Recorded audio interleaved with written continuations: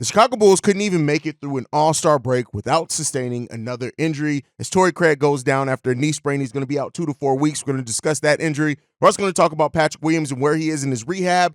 It's not in a good place. We're going to talk about that. Could buyout signings help the Chicago Bulls team? Those are starting to dwindle down. And which role players are going to need to step up over the last 27 games the most, considering where the Chicago Bulls are? All that and more right after this. You are now tuned in to Chicago Bulls Central, your number one place for all Chicago Bulls news and content.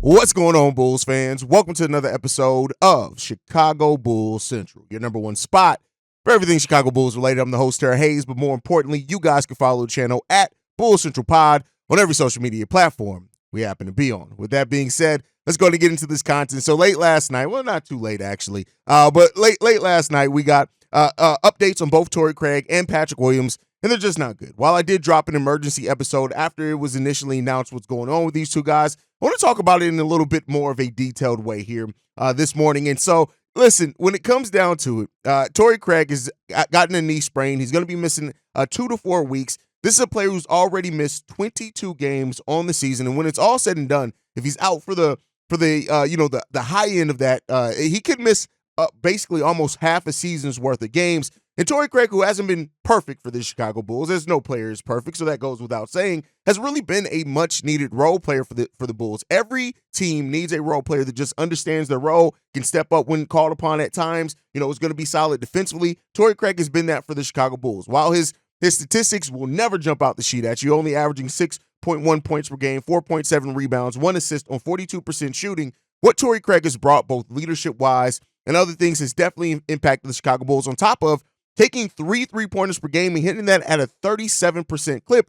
Again, not amazing, but that is a solid percentage from three. The Chicago Bulls do need, as we talked about, we are one of the towards the bottom of the league as far as three-point attempts. Torrey Craig does bring some of that, right? He's not a high-volume three-point shooter. He's only had one season of really being a high-volume three-point shooter, and that was last season with 3.2, so he's averaging close to that, which was his career high. So, you want to see if that's going to continue for Torrey Craig, if he was going to be playing, but he's going to be missing quite a few games. If you look at it, it puts his return now between March 8th and March 22nd, which means he's going to return back with 12 to 19 games left on the season for the Chicago Bulls. Keep in mind, we have 27 games left on the season, so he's going to be missing about 15-plus games over these next 2 to 4 weeks, and it sucks.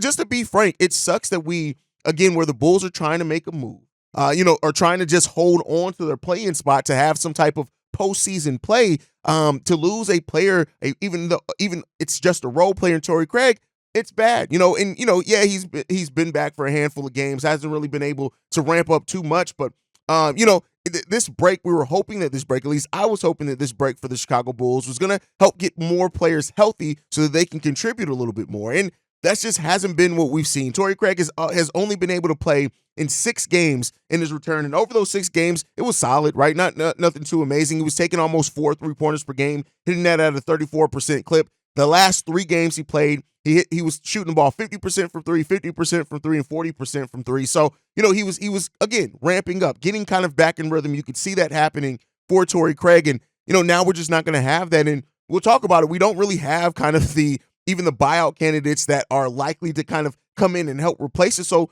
the Bulls are going to be playing small at the 4 here, and that was even made worse by Patrick Williams, the update to Patrick Williams, when Billy Donovan came out and said that Patrick Williams basically is not running yet. Before the All-Star break, they said a lot of that discomfort was gone. They were going to try to, ramp him up to see if he can be cleared towards the end of the All-Star break. Well, that clearly is not happening now. Billy Donovan saying this: Patrick is doing the light, slow ramp up. Everything they do is going to be based on his pain and what he can tolerate. Quite honestly, there have been certain things where he's felt it. He's much better than what he was. I think when this first happened, he was feeling it walking. He's beyond that right now, but they're going to be very, very careful in terms of how much they continue to push through and how much they pull back on him. He has responded really well and done well, but on some of the things he has done, he's felt it mildly, and they'll be cautious. So, with that said, this kind of, and I said this on the emergency video, is that, the type of injury that Patrick Williams has, right? The acute bone edema is very similar to the initial injury that Lonzo Ball had. So when, again, not the bone bruise, not the thing that led to the cartilage surgery. I'm not saying that. So I want to be very clear in that. But it's a very similar type injury. It's just the foot version of that knee injury, right? And so it's with him experiencing, pain when he tries to ramp up. If they do it, they're probably going to do much like they did with Lonzo initially, right? They're going to give it another couple of weeks. They're going to try to ramp him up again. But I don't want to scare anybody in this. Do not be surprised if they try to ramp up Patrick Williams again and he still feels that discomfort, if they end up shutting him down for the season, and Patrick Williams may eventually need surgery on that. The bone edema is something that can go, I've told you guys before, as little as 4 to 6 months. There are some people that have that for a year. Now, again, I'm not saying that that's the case. Please do not take medical advice from me. I'm just a guy sitting in the studio talking about his favorite team. Do not do that. But I want to be honest in what I've seen in research that this could be something that could linger on for Patrick Williams, and it could get to the point of Patrick Williams needing surgery. And considering everything else around what Patrick Williams has going on this upcoming offseason, what the Bulls do, it's going to be very interesting to see how the Bulls handle this injury with Patrick Williams. Keep in mind, Pat has not played since January 25th. We are almost a month removed. 4 days, it'll be a month since Patrick Williams last suited up for the Chicago Bulls, and he has some serious doubt, even if surgery is not on the table, of returning at all this season. Now, again, this is something that, because it's right now based off his pain threshold, that it could be that maybe in a week he's pain-free and he's ready to go. That's a complete possibility. But if that discomfort continues for Patrick Williams, and considering that, this is the bone edema is something that's in the bone marrow of that foot and bones in that foot, that could be something that definitely lasts a while for Patrick Williams. And especially it's kind of more concerning as well when you look at the fact that Patrick Williams is usually a fast healer. He returned back from that broken wrist injury, I think it was like a month ahead of schedule that they expect him to be back. Pat is typically a fast healer. So the fact that he's still dealing with this, and keep in mind, like he at one point he was like, hey, I feel like I'm just wearing the boot because they told me to. I feel okay. And it's kind of degressed since then. Man, it's concerning. And then when you pair that with the fact that Patrick Williams is a restricted free agent this offseason, and an offseason where it's, the Bulls already had to kind of look at what they were going to be able to offer him. I did say that I expect him to get between Kobe White money and upwards of between about $18.5 million is somewhere in between that. This could affect that contract situation greatly for Patrick Williams, especially if Patrick Williams has to have surgery. Best believe he's not getting anything more than what Kobe White got, and he may only be getting a 2+1, maybe a 3-year deal overall. And that may be best for him as well. His agency is going to want to get him back in free agent market as soon as possible, especially if they take a little bit of a loss on what they expected this contract to be. But it's going to make the contract negotiations with Patrick Williams this summer extremely interesting to watch, depending on the different ways that this can go. Now, let's hope Patrick Williams spends another week out. That pain and discomfort goes away. He's able to come back and then play out the rest of the season. Okay, cool. No harm, no foul. Let's see what you can bring, right? But if this gets to the point of Patrick Williams missing the rest of the season, and if surgery is added to that or not, we could be looking at a situation where Patrick Williams is going to get considerably less money than what he was expected to, depending on the outlook of that surgery. Now, if he gets the surgery, everything is clear. They say, hey, we need to go in there, clean some things out. He'll be back up. He'll be ready to go in 4 to 6 weeks. Maybe it doesn't hurt as much because the Bulls will be able to get to see what he looks like. He'll be training, things like that. But if this does linger on, if this doesn't turn into something more, this could be, pretty hurtful to Patrick Williams' contract situation. So I at this point, I kind of expect Patrick Williams not to sign a full year, the max level of years, not money, the max years that he can get on that contract. And I think we're probably going to see Patrick Williams back on a 3-year deal, which is something that this Bulls team is kind of, the front office, 3-year deal is kind of what the front office gives to kind of when they're not sure. You look at Ayo got a 3-year deal, Kobe got a 3-year deal, Vooch got a 3-year deal. So I think that's the thing that you're going to look at. They're probably going to sign a 3-year deal with Patrick Williams, but the money that's going to be attached to that's going to be the thing that's interesting to watch. So, we'll see, man. It's unfortunate that we, again, a position that we've already been thin at the overall our big man rotation, the 4 and the 5 is our thinnest position groups, period, for the Chicago Bulls. And now we're going to be playing small. And so because we're going to be playing small, that means we're going to have players step up. And while I'm not saying that these players are going to have to step up in that power forward role, I am saying that they are going to have to step up just overall in what they've already done. So I got 3 players listed here that are going to need to step up big time over the last 27 games for the Chicago Bulls. And first up, I'm going to talk about Ayo Dosunmu. Again, and this is outside of Kobe. We know Kobe, DeMar, those type of things big. And it'll be really good to see Vooch step up and get back to what Vooch was at least last season. So those go without saying, but these are role players that I'm talking about. Ayo Dosunmu is averaging 10.1 points per game on the season and 2.5 rebounds. And he's been playing that brand of defense again that we saw from him his rookie year and some of his sophomore season as well. But the thing that we're going to need to see the most from Ayo Dosunmu, in my opinion, is seeing how legit that three-point shooting is for Ayo Dosunmu. This is a team that needs three-point shooters, and especially when you lose Torrey Craig and Patrick Williams, both who are solid three-point shooters. And Patrick Williams is probably his best offensive skill set that he's displayed so far. The growth that Ayo has shown shooting the ball from three-point range is going to be hugely needed for the Chicago Bulls. His success rate on shooting the three ball has gone up from 31% last season to 41% this season. That's near elite level. When you can get somebody shooting 41%, over 40% from three-point range, that's near elite percentage-wise. And it's not like he's slacking at the volume of it all. He's taking the three-pointers at almost the highest volume he has in his NBA career. And because of that, it definitely has been something that's been a weapon for Ayo Dosunmu. He's averaging 3.5 three-pointers per game. That's almost an extra 3 more than when he's averaged at any other point in either of his other 2 seasons. And so far in the month of February, albeit not very many games, 6 games over February, in that month of February, he's actually taking almost 6 three-pointers per game and hitting that at a 55% clip. Not expecting those numbers to continue for Ayo, but if he can continue to be a solid volume three-point shooter for the Chicago Bulls, that's definitely going to help. Over the last 12 games for the Bulls, Ayo Dosunmu is averaging 16.1 points per game. He's shooting the ball 57% from the field, and he's killing it right now over those last 12 games.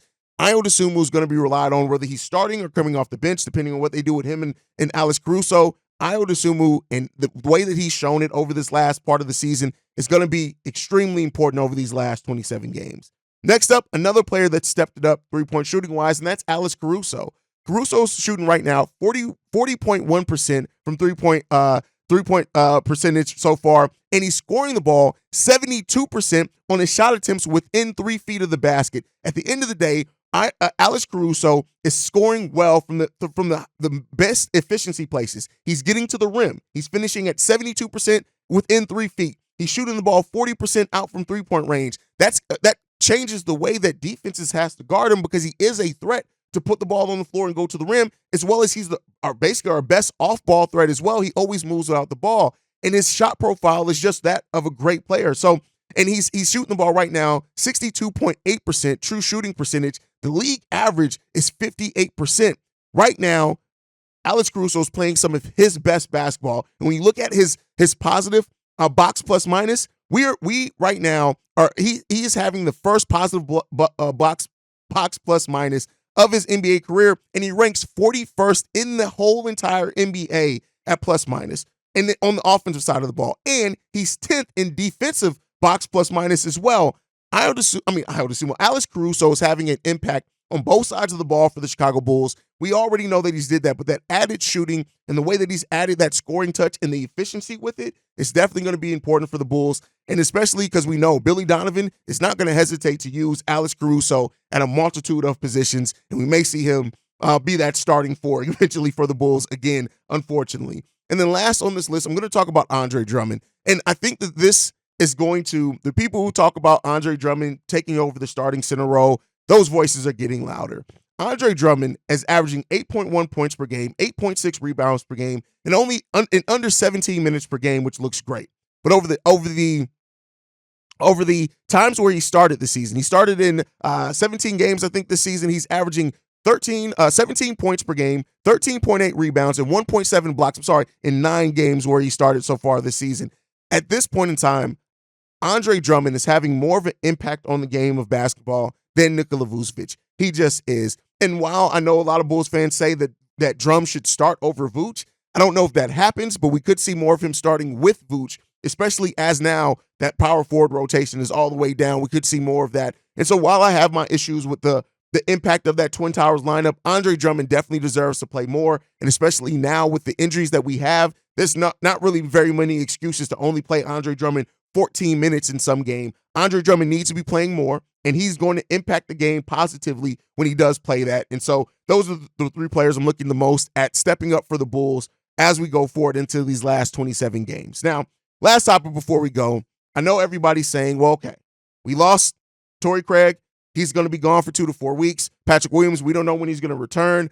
The Bulls need to have a buyout signing to sign this, to help save this. And the fact of the matter is, if you're looking at the power forward potential players or that can play the forward position, the buyout market is extremely thin in that case. Marcus Morris, who is one that kind of Shea brought up and other Bulls fans have brought up as somebody who can help come in, he's not officially bought out yet, but it's basically already been announced that if he is bought out, he does plan to sign with the Minnesota Timberwolves. So that takes him off the board for the Chicago Bulls, theoretically. Now, could the Bulls slide in there and maybe try to get him? We'll see, but it seems like most buyout candidates and most buyout players are kind of prioritizing having a chance to compete for something meaningful, be it a championship. And joining the Minnesota Timberwolves, who are playing great basketball right now, is a much better prospect for somebody who's hoping to have postseason success than joining the Chicago Bulls. And so when you look at Marcus Morris, could he help the Bulls? Yeah, he takes on average 4 3-pointers per game over his career, and he hits it at a 37% clip, all respectable numbers. But again, seems like he's committed, if he is bought out, to sign with the Minnesota Timberwolves.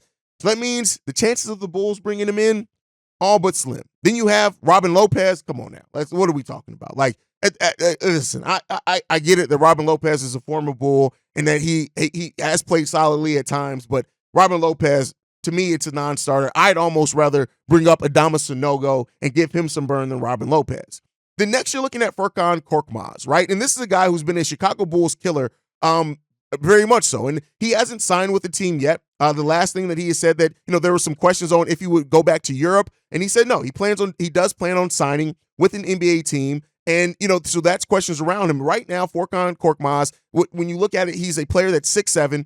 He's played some shooting guard and small forward. He's played power forward in very limited times, but again, maybe you bring him in just for the three-point shooting. Over his career, he's a 35% three-point shooter, at taking 3.5 3-pointers per game. So those aren't great. That's not great volume or a great number, but it is a threat to help stretch the floor and bring in a big man that can help. Again, not a big man per se, but somebody who can play the forward position.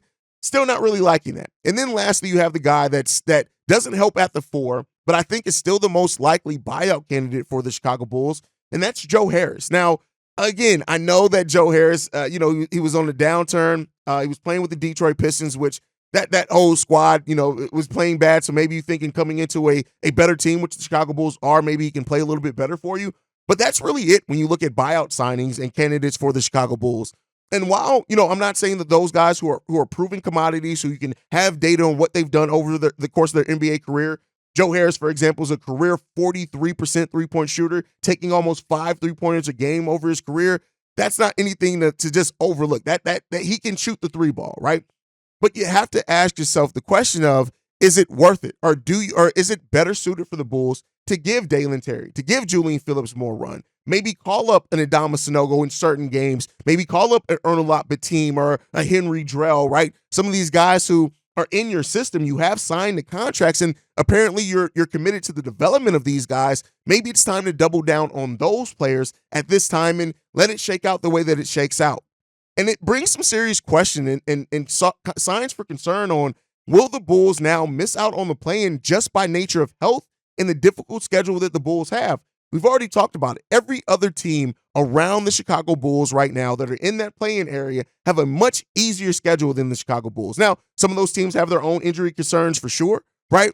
But the injuries that the Bulls are having right now, the fact that, at times we miss getting key rebounds, it definitely brings more concern. Now, shout out to Korn, right, who calls in a lot, who said that he was worried early on. He talked about this maybe 2 weeks ago, that he was worried about the Chicago Bulls possibly missing the play-in tournament. And now with having more players go down with injury, right, and injury bugs still being on this Bulls team, those concerns are loud and very valid. They were valid then, but become even more valid now. But here's what I'll say, and this is what I'm going to throw to you guys. This is why I'm saying that play the young guys. To me, play the young guys. A buyout candidate, to me, I'm neither here nor there on, but play the young guys at this point. This is the time for Billy Donovan to play those guys. If the Bulls do end up missing out on the play-in, cool, they got a lottery pick. We own our own first-round pick this year. And while this isn't shaped up to be a deep draft, you get more chances to draft players, right? So even though, yes, the talent from like number 3 down are all basically the same in this draft, there's very small degrees separation between those guys, you still could give yourself the chance to have a bevy of players to choose from. You don't have to worry about more players coming off the board if you do draft higher. Now, I'm not saying that the Bulls should tank this season or try to lose games this season or not still try to compete to hold on to their play-in spot. But if the Bulls do fall out of the play-in, it's not the worst thing considering all the things that have happened this season, how injuries have been to happen, trade rumors have been a thing, right? The team's slow start that's still really hurt this team. So those are things to look at for, and we'll see. But, overall, I'll say this, man. We're shaping up for an interesting finish to the season one way or another. We'll see how hard this team still keeps competing, and we'll see where the chips fall when it's all said and done. But let me know your guys' thoughts. Do you think a buyout signing is what the Chicago Bulls should be looking for, or do you think, like me, just give the young guys burn? Let's just see what they're going to bring into this team. Let's give them some playing time, and then let the chips fall where they may. Let me know what you guys think on all that down below. How disappointed would you be as well if the Bulls do miss out on the play-in tournament? Let me know that as well. But otherwise, thank you guys for tuning in. Make sure you guys are following the show at Bulls Central Pod. You can send us any feedback, questions, comments, concerns, bullcentralpod@gmail.com. And then lastly, if you want to leave a text message and our voicemail for the mailbag, the number to do so, 773-270-2799. We are the number one spot for everything Chicago Bulls related, thanks to you guys. And like I like to end every episode on, go Bulls. Love you guys. See you right if you can, y'all. Peace. This has been a presentation of the Break Media.